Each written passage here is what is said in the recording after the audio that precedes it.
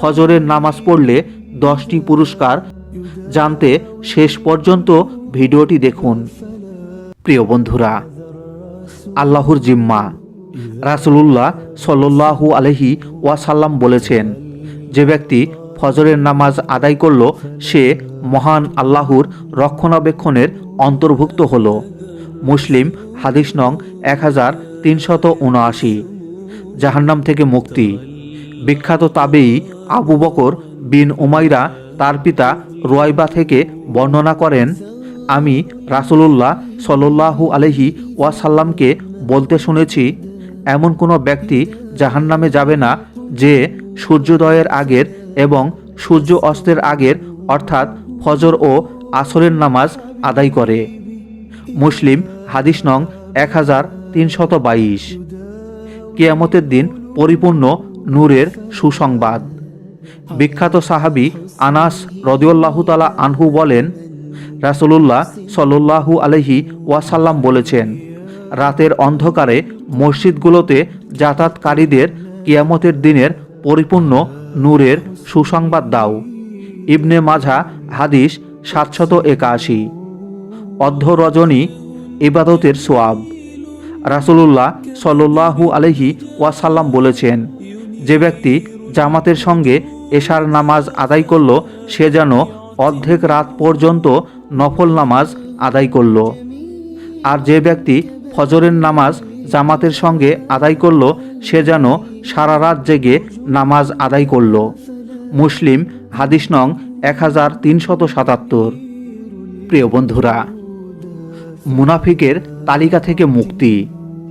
রাসূল সাল্লাল্লাহু আলাইহি ওয়াসাল্লাম বলেছেন, মুনাফিকদের জন্য ফজর ও এশার নামাজের চেয়ে অধিক ভারী কোনো নামাজ নেই। এ দুই নামাজের ফজিলত যদি তারা জানত তাহলে হামাগুড়ি দিয়ে হলেও তারা উপস্থিত হতো। বুখারী হাদিস 657। ফজরের নামাজ দুনিয়ার সব কিছুর চেয়ে উত্তম। রাসূলুল্লাহ সাল্লাল্লাহু আলাইহি ওয়াসাল্লাম বলেছেন, ফজরের 2 রাকাত নামাজ দুনিয়া ও তার সব কিছুর চেয়ে উত্তম। মুসলিম হাদিস 1573। ফেরেশতাদের সাক্ষাৎ। ফজরের সময় ফেরেশতাদের পালাবদল হয়, আর এ সময় বান্দা যা কিছু করে ফেরেশতারা আল্লাহর কাছে তা পেশ করে। এক হাদিসে আল্লাহর রাসূল সাল্লাল্লাহু আলাইহি ওয়াসাল্লাম বিষয়টি চমৎকারভাবে তুলে ধরে বলেছেন, ফেরেশতারা পালাবদল করে তোমাদের মাঝে আগমন করে, একদল দিনে একদল রাতে। আসর ও ফজরের সলাতে উভয় দল একত্র হন। অতঃপর তোমাদের মাঝে রাত যাপনকারী দলটি উঠে যান। তখন তাদের প্রতিপালক তাদের জিজ্ঞেস করেন, আমার বান্দাদের কোন অবস্থায় রেখে এলে? অথচ তিনি তাদের ব্যাপারে সর্বাধিক অবগত। জবাবে তারা বলেন, আমরা তাদের নামাজে রেখে এসেছি, আর আমরা যখন তাদের কাছে গিয়েছিলাম তখনও তারা নামাজরত ছিলেন। বুখারী হাদিস 555। কিয়ামতের দিন আল্লাহর সাক্ষাৎ। জাবের বিন আব্দুল্লাহ রাদিয়াল্লাহু তাআলা আনহু বর্ণনা করেন, একবার আমরা নবী করিম সাল্লাল্লাহু আলাইহি ওয়াসাল্লাম এর কাছে উপস্থিত ছিলাম। তিনি রাতে পূর্ণিমার চাঁদের দিকে তাকিয়ে বলেন, ওই চাঁদকে তোমরা যেমন দেখছো ঠিক তেমনি অচিরেই তোমাদের প্রতিপালককে তোমরা দেখতে পাবে। তাকে দেখতে তোমরা কোনো ভিড়ের সম্মুখীন হবে না। কাজেই সূর্য উদয়ের ও অস্ত যাওয়ার আগের সলাত আদায় করতে পারলে তোমরা তাই করবে। প্রিয় বন্ধুরা, ফজর আদায়ে উত্তম দিন যাপন।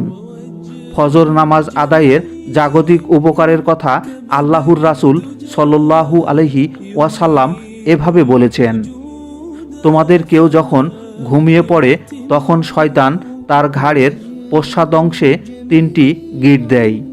প্রতি গিঁটে সে এ বলে চাপড়ায়, তোমার সামনে রয়েছে দীর্ঘ রাত, অতএব তুমি শুয়ে থাকো।